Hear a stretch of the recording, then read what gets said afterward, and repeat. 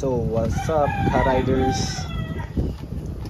So ngayon morning, magpapalit kami ng air filter for TVS XL100. Ayan. So ito lang naman isa. Ito. Ayan, TVS Motors genuine parts. So dati na namin ito nabili sa Lazada.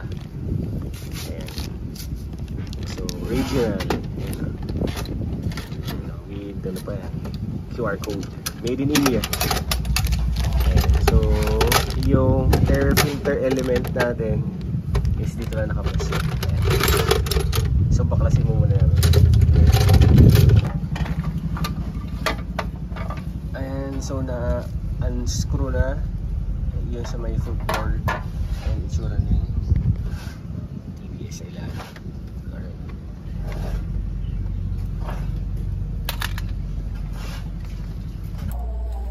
So update, ayan, nabaklas na namin, natanggalan namin yung fuel tank. So i-unscrew lang natin. Ayan.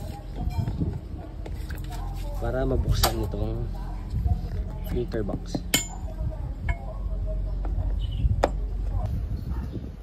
Alright, so ayan na, unscrew na. So medyo marami nakakabit. Ayan, yung sa intake manifold para dun sa carb. So di na namin binaklas. So we go ano dito, delicates, hindi ba delicates? May tawag dun eh, nakalimutan ko yung term. Pero ayun, hindi na namin binaklas masyado kasi mahuhugot mo na siya dito actually. Ayan, ito yung bali magiging yung filter element. Malinis pa bro, oh.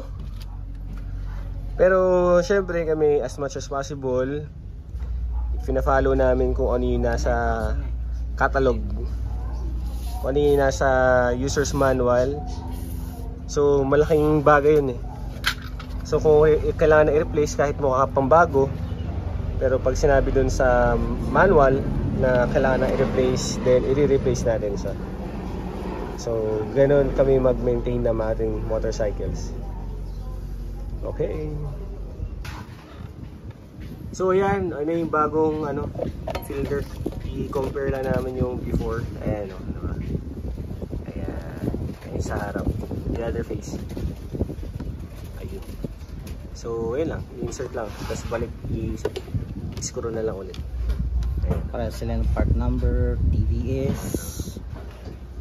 Ayan, doon lang tayo sa genuine. Hindi ko lang alam kung may ano yan eh. Pero wala naman sigurong ano niya, aftermarket, only genuine parts lang tayo sa TVS. Alright. Ayan, so nakabit na. So i-test. Ride na lang muna ni bro. So final inspections before we start.